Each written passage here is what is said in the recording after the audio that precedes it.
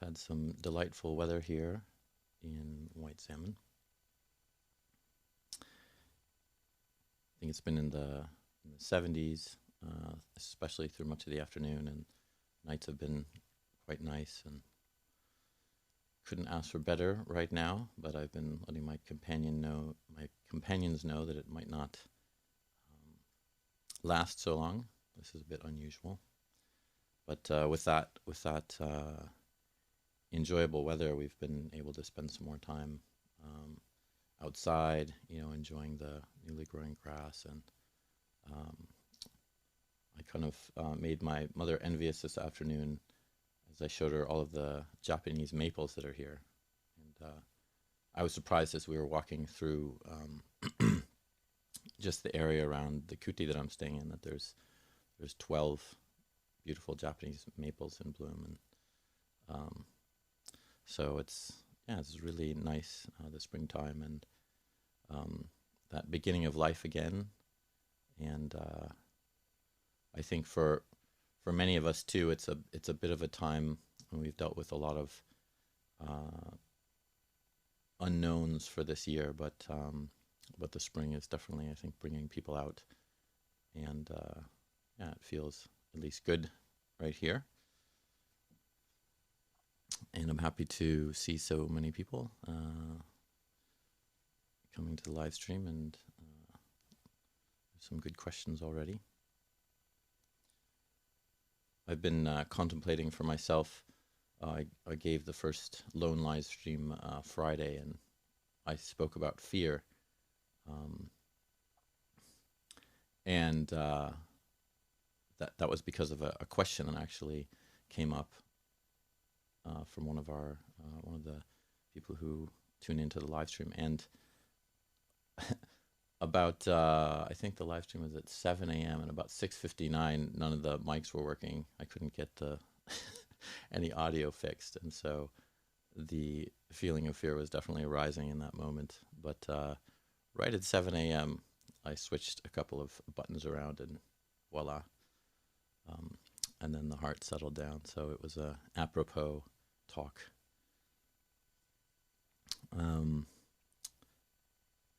I did want to let people know a little bit of news, which is some good news, I think, and that is that I was asked to meet with Kathy Casina and also Pamela Chambers, who's the new owner of Yoga Samadhi in town. That's the yoga studio that's there, and the name Samadhi is also part of that. So most of you, or many of you, know that we used to teach there before COVID, and we attended there every 3 weeks a month, 3 Tuesdays a month, just around this time. And so I was asked by them to consider coming back and have the Pacific Hermitage monks begin to have our Tuesday meditations and teachings and Q&As. And so I spoke to Lumpur Pasno about that because he'll be coming here for the Vasa, and so he also agreed to that. So we're both going to be attending these Tuesday evenings, and I still need to figure out the times, but yeah, so it's a fortuitous and beautiful part of the spring. That'll begin May 10th, and it will throw off the time on the live stream a little bit. So we'll probably have to bump up the live stream Q&As and include maybe a half hour of meditation beforehand. So that'll probably begin around 6:30, and that's the sort of the idea right now. And then we'll do half an hour meditation and then a Q&A, and that would be, or a brief reflection and then a Q&A, and that would be it for the night. So we'll see how that goes. But I'll still be doing the Tuesdays here from the Hermitage until May 10th, and then that'll be our first try. So in a couple more weeks. Otherwise, hopefully the sound is coming through. It looks good on my end here. If any of you are having problems with the sound, yes, I can raise the volume. So I will do that. Oop, that might have been too far. let me know how that is, and I'll see how that goes. So, and then let me know if that's too loud. I'm just going to look at some of the questions here that some of you have asked. So I'll start with Shelley's question since she got in first. Shelley was asking about reverence for the Dhamma compared to reverence for a teacher. Is this kusala or not? So I'm not sure.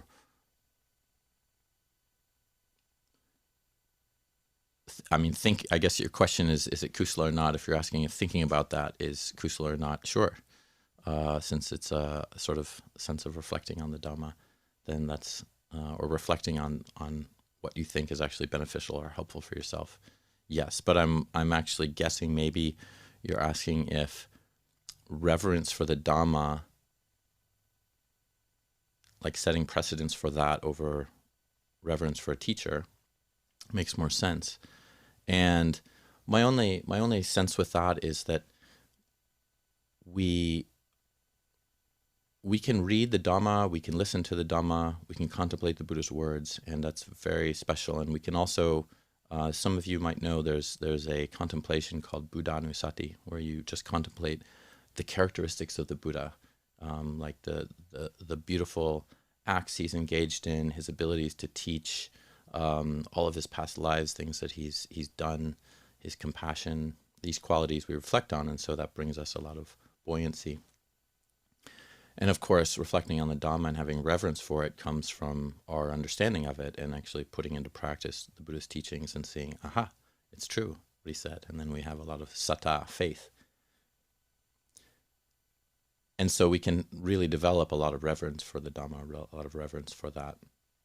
But one of the things that comes up for people sometimes is that we need a living example to look up to, and we need a living example to see, like, oh, okay, there are people who are actually following the path, finding the fruits of the path, and essentially beings who are being released from suffering, whether to a lesser or a greater or complete extent. And when we find those beings, then that reverence can really offer us a lot of confidence in our own practice, and it allows us to develop an enormous amount of trust in terms of another person's guidance. And the Buddha talks about how it's not, it takes a long time to really know the qualities of a good teacher, of a good being who has really understood the Dhamma. So it's not, sometimes the Dhamma can be seen as taught by living people, living beings, and they speak really well, very eloquent, and it just sounds like they can melt your heart with their words.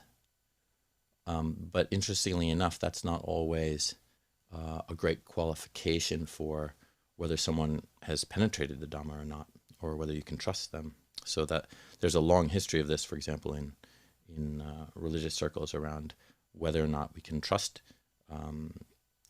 certain religious people or all religious people, because some of them are charlatans. And so one has to be careful of that. And it's hard to actually know without having lived with someone and seen them for a long time what their, how they've really truly embodied the Dhamma and their understanding of dukkha and the end of dukkha, suffering and its end. So I think reverence for a teacher is very important. Finding teachers who you have trust in and who can help guide you is extremely helpful on the path. And in fact, it can accelerate one's understanding. But there's also a need to temper that, to really sometimes say, like, well, can I also understand what the Buddha's teachings are through just understanding how he taught the Dhamma himself? So I think they kind of both go hand in hand, and they're both very helpful. I wouldn't say one or the other. But I also think it's important to be careful about, who you trust, and it doesn't mean that one needs to be particularly suspicious, but it is helpful to kind of have a bigger perspective wider perspective around this. So I think that's a good answer to that. There is definitely kusala there from that question. I think we have to discover for ourselves also that skillfulness. What we find is kusala karma is like skillful karma, or karma that has a good result. And we have to investigate for that ourselves. When we do have faith in a teacher, or we do develop that faith or reverence for the Dhamma, how does that actually hit us? How do we experience that? So in the end, the answer is always, well, look into your own practice and see through your own wisdom what is the result of that.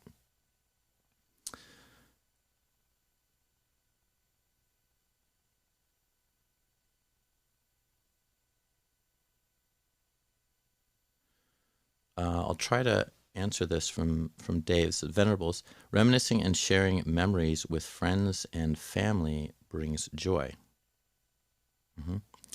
Can one know if too much now time is spent gazing into the past for that intention?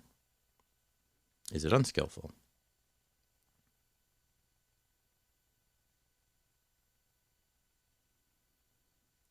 I'm trying to understand the question a little bit more. I understand the first part about reminiscing and sharing memories with friends and family.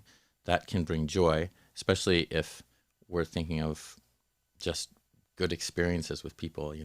We're not spending time with people who have stabbed us in the, well, maybe they have stabbed us in the back, but for the most part, if we're reminiscing and enjoying good times, this is pleasant, then we're thinking about good memories. And sure, there are bad memories there that can be there, but mostly when we're with family and friends and we're wanting to be in that situation, we're aiming towards the good and trying to remember the joyful things that we've all experienced. Can one note if too much now time is spent gazing into the past without intention? If you're asking, Dave, for example, about present time, like thinking about the past for that intention, then it's, I think if we bring up memories of our experiences either with or without other people, whether we're alone or with others, there can be definitely an entertainment value in that. But if we are bringing up memories that we've had with other people that bring joy, and that joy is based on, remember that time I surprised you for your birthday, remember that time there was this gift you gave me, it really touched me, rather than remember that time, we got really drunk together and we all had a good time. These are, of course, very different things. So I think one has to really look at what it is that we're bringing up, and we can't control other people. We can't control what it is they're saying. So it depends on others as well, and it's kind of hard to determine whether something's going to go in a particular direction or not. But we can keep our own minds on what is skillful and wholesome in our own memories, and bringing up our paths with people. Surely there are very skillful ways that memories can be used. For example, at the end of life, one of the things that Thais will do, and is done, not just Thais, but I think other Buddhist Asian cultures, they participate in something like they'll create a book for one of their elders, who's is quite aged, and that book will have many photos of good things that those elders have done. One is like feeding monks and nuns or whatever it might be. It's like good actions or good things, and so those are reminiscences. Sorry, I've got that word wrong. I can't pronounce it right now, but it's a reminder, like for someone whose memory is fading. Oh, I have done all these good things in my life, and not to forget that, because the mind can go anywhere, especially as the faculties fade. It's hard to remember these things. So it's quite important to bring up the skill that we've done in the past. Even in the past day, it's important. The past hour, anything that we've done, it's helpful. And dwelling on the negative is completely unhelpful. It can only be helpful if we're using it to inform ourselves about a way that we can restrain ourselves in the future when something unskillful we've done has occurred. But it's not at all helpful to kind of bring up in an obsessive way, sort of whipping ourselves or telling ourselves, oh, I shouldn't have done that. Or remember that thing I did when I was in second grade, and I pulled that girl's ponytail and she was crying. And this isn't really helpful. So I just think it depends on the group you're in, who you're with, what you're bringing up. So just the next question from Sumana. Taking training related to mental health, an instructor talked about echo chambers on social media, seeking people who share your views. The implication seemed to be that this was bad. Yes, it is bad if you're finding people who fulfill your views that are unskillful, as I was just mentioning.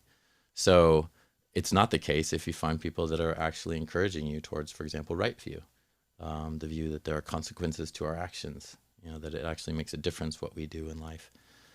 So it's echo chambers can be, in a way, as I understand this is being spoken about, something that is useful or helpful, and something that is that has quite a negative effect. So it all depends on what those views that people are having with us, they're actually sharing. What do they share with us? So in situations like that, when people are sharing our negative views, so like we can think of somebody who we dislike politically, and then we talk about them, and then we get into a group and talk about how terrible they are, and I don't find this is really useful. I think it's probably better to enumerate, try to think of something more of positive qualities, or positive things, like, well, at least we haven't been in a nuclear war. There's all kinds of ways that we can try to bring around more of a sense of balance to the way we think, rather than denigration and negativity. That doesn't mean we don't have to paint the world pink, or kind of create a positivity that isn't there, but we need to also find ways to look for that, because surely it is there. I think, actually, could be wrong about this, but I think there are good qualities for every human being. There's possibly no human beings who've had a fair amount of time to live who have just done wholly only wrong in every single action that they've committed, which would be every moment, every second of all the thoughts they're thinking. So surely we can also remember that everyone has something positive to offer. But an echo chamber focusing on some just negative, hateful advance or view is something we want to work against, or try to be aware of, so we're not actually giving into that. So I think that's why the idea of this seemed bad. And so, right, so the next part of your question was being drawn naturally to Dhamma communities, and that's exactly right. So pulling you out of the local community. So if there is not a Dhamma community locally, I don't think that finding a community outside of that local community, there's anything wrong with that. The problem is possibly if one was completely divorced from one's community. We can see that actually finding an external community, Dhamma community, can be very helpful in cultivating a local community, because if there's no contact with the Dhamma, you can't really create it. So then you can do so, though, after you have another community that you're maybe much more close with, that's not local. But you could also try to kind of advance away into your local community without having any other Dhamma community. But I think it's helpful to have people that we can touch base with, and people who are like-minded in terms of Dhamma, so we can kind of check ourselves and understand where we're moving in particular ways. So if one's sort of forging ahead without knowing anything, or having no other group except just kind of starting something on one's own. It can be kind of difficult. It's possible, but it's not easy. So I think both trying to remember the local, but also utilizing a group externally if it's necessary. So there is a balance, as you were saying.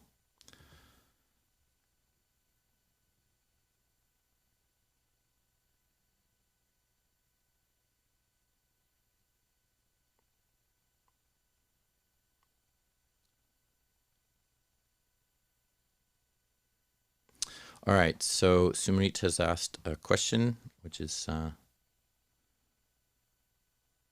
excellent to talk about forgiveness.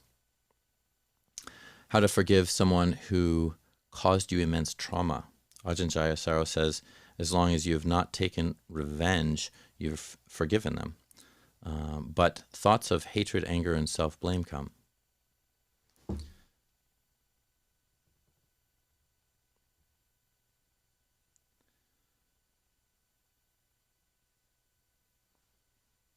This is an extremely important question.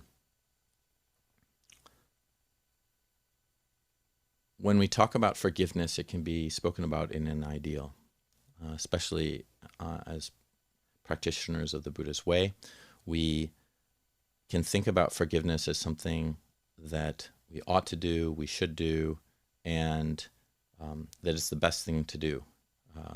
And when we look at situations, I was recollecting situations where so much of just there's been violations to so many different people, from gender to ethnicity, caste, race, all kinds of differences that people have, and then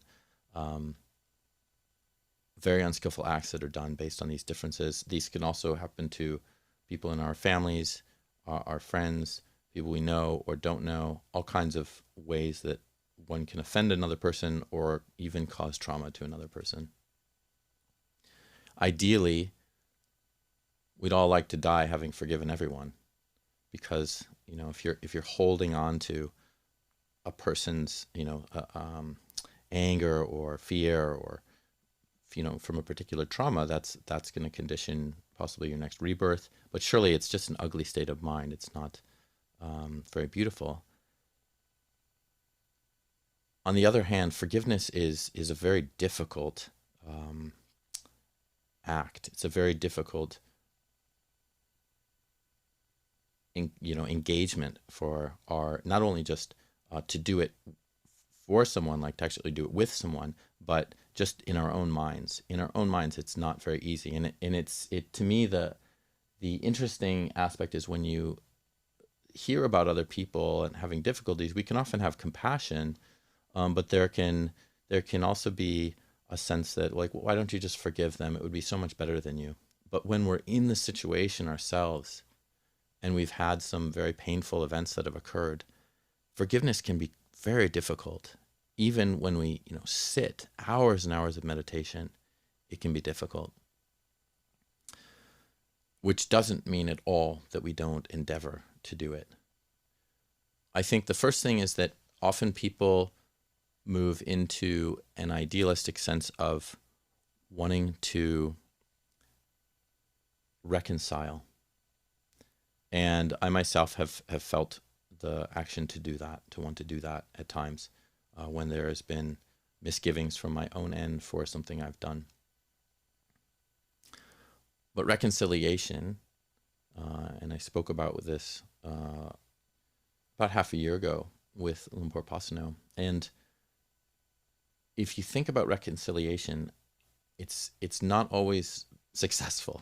We can really, with a very sincere heart, want to reconcile with somebody else, to make up, to try to make things better, make amends, and involve that other person in that. But it is exactly that, involving another person. So it's not always possible or even wise to seek reconciliation in every situation. It might take a long time before that's possible. It might take space. It might take having to do it through another person. It's just not guarantee. But what is something that we can always engage in is forgiveness. and we can do our best to try to forgive without too much expectation about what the result of that forgiveness is going to yield. So if we think like I said, like, well, at the end of my life, my focus is that I will have forgiven everyone when I die.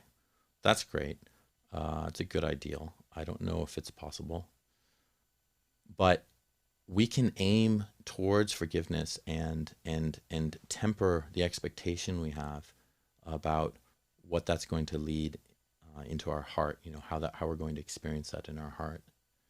So, for example, what Sumrit had given as an example from Ajahn Jayasara was, well, if you haven't taken revenge, you haven't kind of slandered them or tried to kill them or do something, quite extreme, you've already started on that path towards forgiveness. But there can still be these very difficult mind states and thoughts that come up, anger, blame, and we can really be quite hard-hearted about this. And so I think the idea of tempering our expectation around forgiveness is important, but not tempering our intention towards forgiveness. So when we're trying to forgive, there's two people involved in forgiveness. I mean, at least two people. And the point I'm trying to make is we often think about forgiveness as if we are offering forgiveness to another person, right? But we sometimes neglect ourselves. And as my mom used to say, probably still says it, she hasn't said it to me in a while, which is probably a good sign, it takes two to tango. And I mean, a lot of mothers have said that too, so maybe your own mother. But the fact is, there's two people involved in a situation. And oftentimes when we want to either forgive somebody else or seek forgiveness from them, we are forgetting ourselves, and we often haven't forgiven our own, our own culpability or our responsibility in that situation with the other person. Sometimes we can't even acknowledge that we've done something. And on the other hand, the other thing is when you've done an action that has quite a negative consequence for another person, I think that forgiving yourself first is almost the most important aspect of forgiveness. When it's from you and you're really wanting to, like, for example, seek that reconciliation or apology, it's not always going to come from a sincere place if you haven't really understood in yourself, like, how you see, like, the resolution within your own heart with the negative feelings that you feel towards yourself. You can think, it was so stupid what I did, or I really shouldn't have done that. And we do the exact opposite with, that was so stupid what they did, they really shouldn't have done that. It's pretty much the same thing, the same line. These are the same sankharas, the mental formations we have, or the fabrications we have around people and ourselves.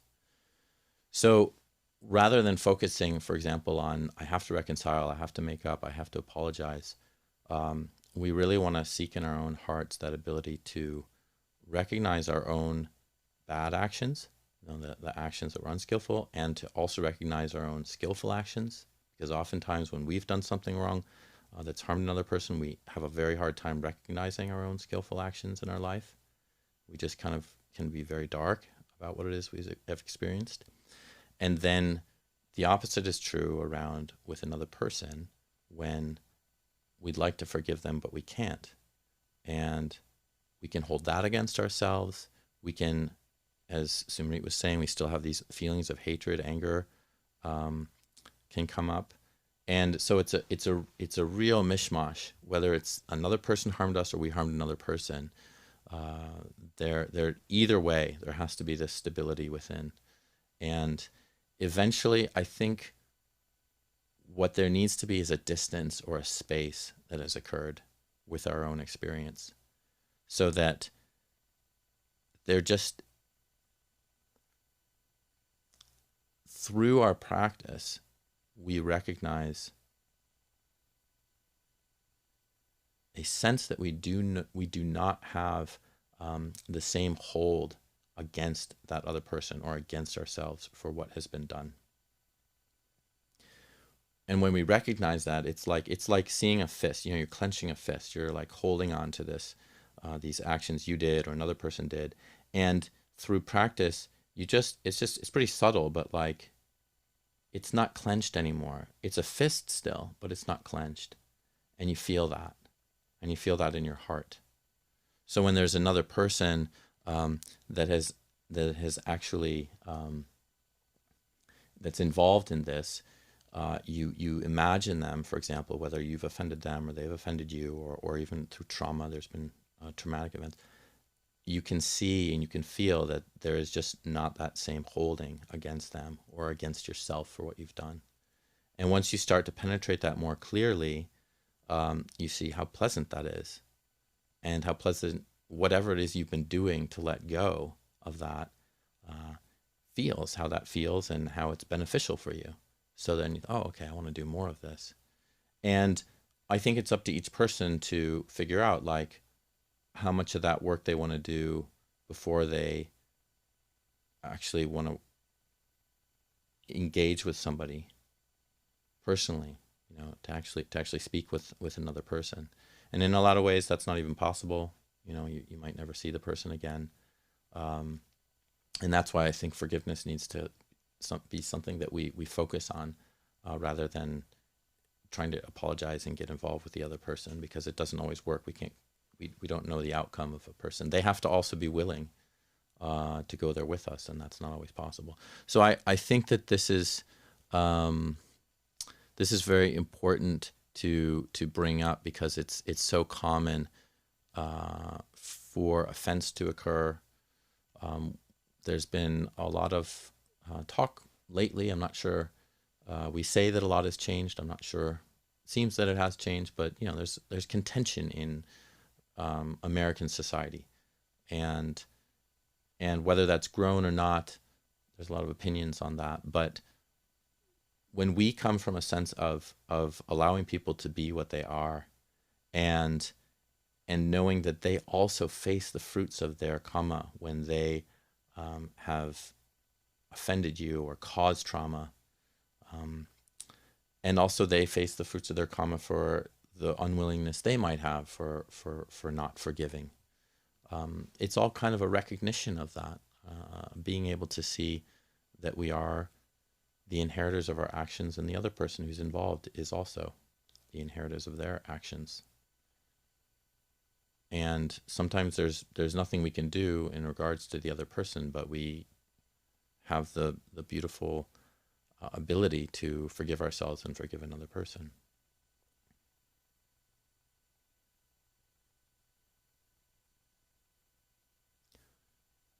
And when that occurs, it can take a long time, but when we think about another group of people, another person or another group of people that have caused offense or that we've caused problems with, that open fist, or that opening of the fist, that opening of the clenching of all of the feelings that we have around that, there can be like a sense of them being sort of more in the distance. It just doesn't have that caughtness for us anymore. We're not really involved with it, and it's a really beautiful thing to see in one's own mind when that's there, when it's really dropped. And it takes a lot of work. A lot of these difficult emotions that Sumrit was talking about can come up through the whole process. They can keep coming up for years. The stories can come up for years, but we also want to be aware of how much we're giving into the stories, and that when we don't give into those stories, it's quite helpful to us.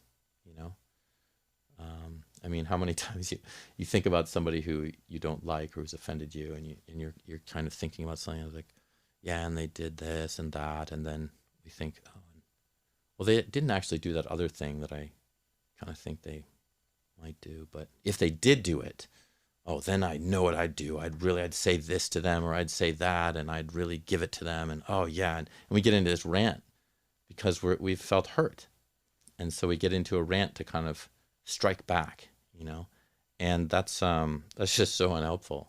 It just leads us into more hatred and delusion. So a lot of times it's just important just coming back to the body, coming back to our experience of, our mindful experience of what it is that's happening in the present moment. And when that occurs, the stories drop. So it's also part of our challenge to handle this, essentially with our mindfulness practice, our more of the holistic practice of the Eightfold Path. And forgiveness is part of that. But it's not the only way that we wrestle with this or deal with it. And for a lot of people, just being with our own bodies, our own experience is often enough to help resolve these difficult issues with forgiveness.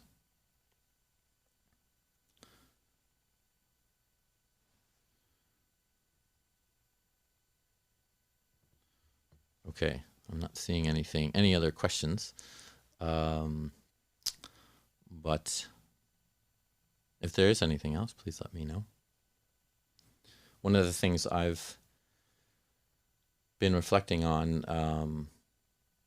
is just how essentially the mind is so impacted by the context of the situations we're in. And there's often a negation or kind of a non-recognition of that.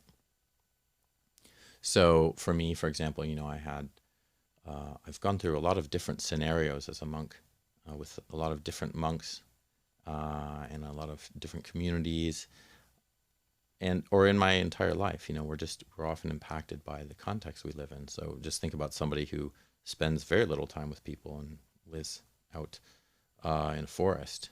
That context would inform them in a very different way than, for example, living with a lot of people in the city.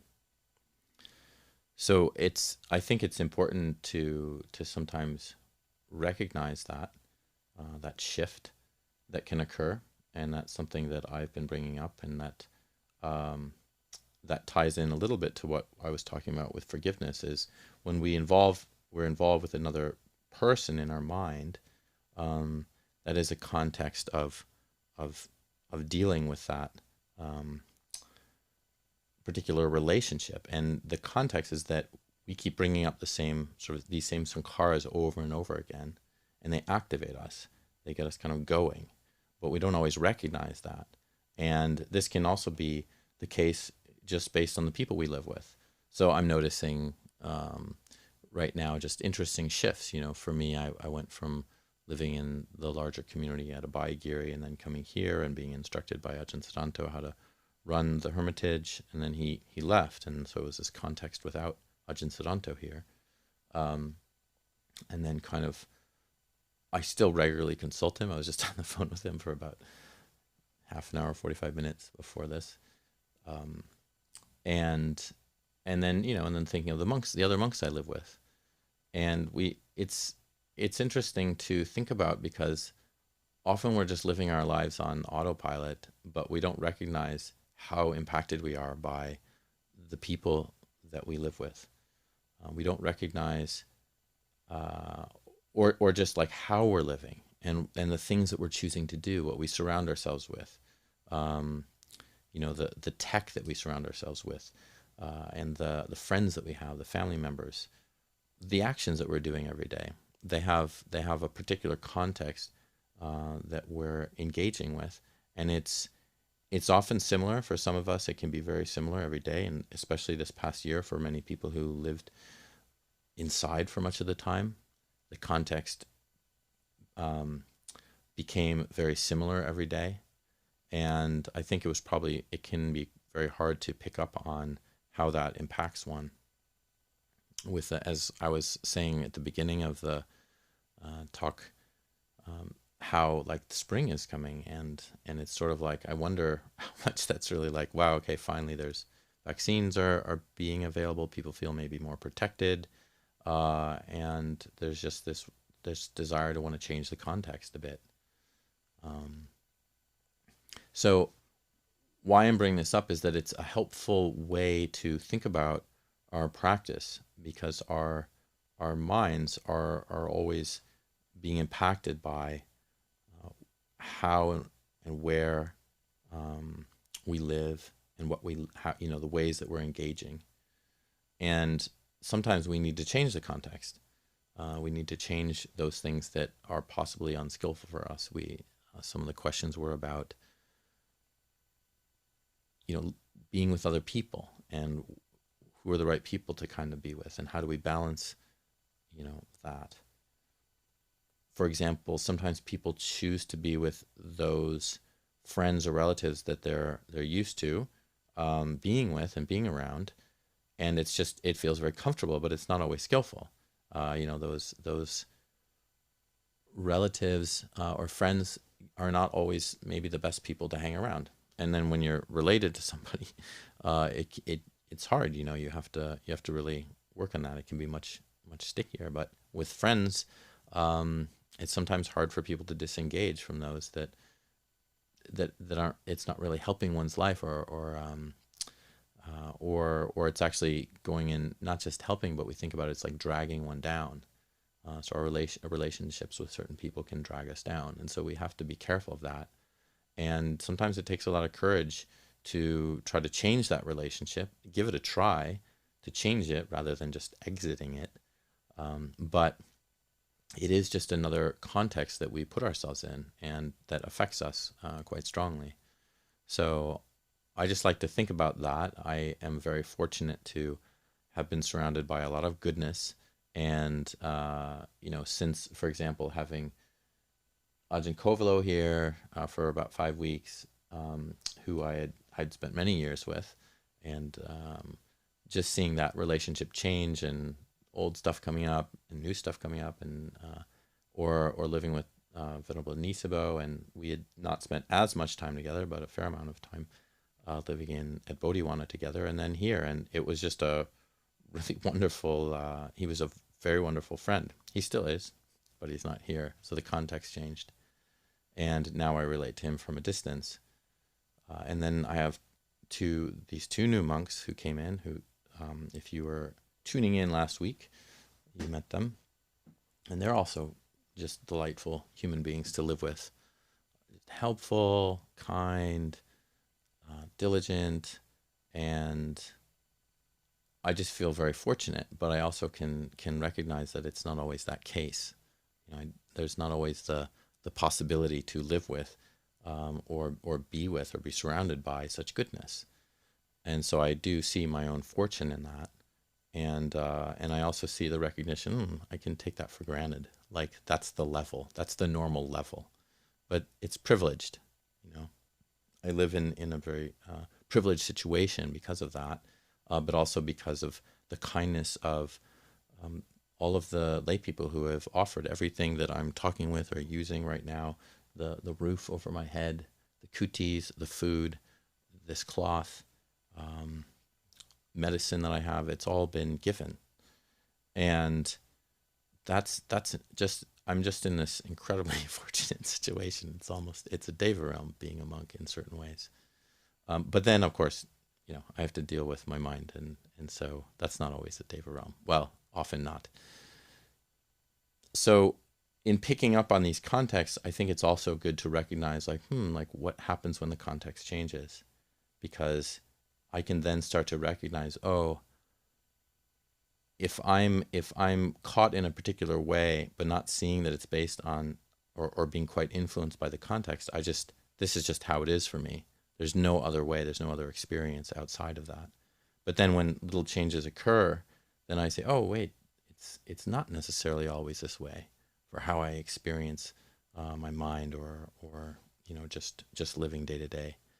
And that allows us to open up a little bit and say, like, oh, okay, I see. Maybe if I change my own context, or live in a different place, or associate with different people, or relate to people in a different way, that's the kind of the most important thing. We think about sort of a relational field, then we get to explore that more and see, oh, how can I improve this quality of relationships I have with another person, to move into the kusala, as has been mentioned. And I think the skillful. And I think that's a choice that all of us, fortunately, can make. Even in dire situations, we can try to improve our lot. It's one of the nice things about being a human being is no matter how bad it is, there's something we can do. We can at least have a positive thought or try to be released from dukkha in some way. So those are just some things I've been recently thinking about, just because as people come and go in our lives, we don't necessarily see how much we were taking for granted the previous context we had, and then moving into another, it can be a bit jarring, sometimes in a good way, but also sometimes in a challenging way. It's just even the greatest people that we live with or associate with, it's going to be different if that changes, and we still have to sort of adjust. So I just wanted to encourage people to think about that a little bit, how each of us is really living in a contextual situation that is flavoring our meaning and our experiences within our own minds, and how we can just be aware of those nuances and then see, oh yeah, like I'm reacting this particular way because I'm in a context. It's not because I'm a bad person, or we start to take it personally, or whatever it is. So it's a reflection. I would encourage one to say, what is going on right here? Like, oh, okay, I keep doing the same thing every morning, or I keep saying the same thing to this person who I know or I live with, or whatever it is, and then we try something different, and it can change the whole sense of our experience in our practice. We can start to kind of wake ourselves up a bit. Like, for example, having a difficult conversation with somebody is something that most of us avoid. But if we try it, if we try it patiently and with an intent on learning, then it really has an ability to wake us up and to change the way that we normally contextualize our lives, and or for example, surround ourselves with a particular person and we don't associate with other people. So sometimes it's quite skillful to try to push yourself a little bit into an uncomfortable direction, so that you can see how you would handle it and where your practice is. All right, so that's the first solo Tuesday. Hope that was good for everyone, and I'm happy to have seen many people here, and or even just couples, okay, or if I'm talking to myself, that's nice too. Hopefully I'm learning a bit of Dhamma. And I will see some of you on Friday. That will be at 7 a.m. And then I'll be back again on Tuesday evening, the next Tuesday evening, 6:30 p.m. And I will be sure to update those who are listening to the live stream about the change that will occur on May 10th when we move over to Yoga Samadhi, and it will be live streamed. It will be live streamed on the Pacific Hermitage YouTube channel. So it'll be much the same, but there might be time difference. We might do a meditation that will be included in the live stream. And anyway, who knows? I'll have to see what the context will provide. Have a good few days till Friday, or for those of you who are not going to tune in until Tuesday, yes, engage skillfully and enjoy.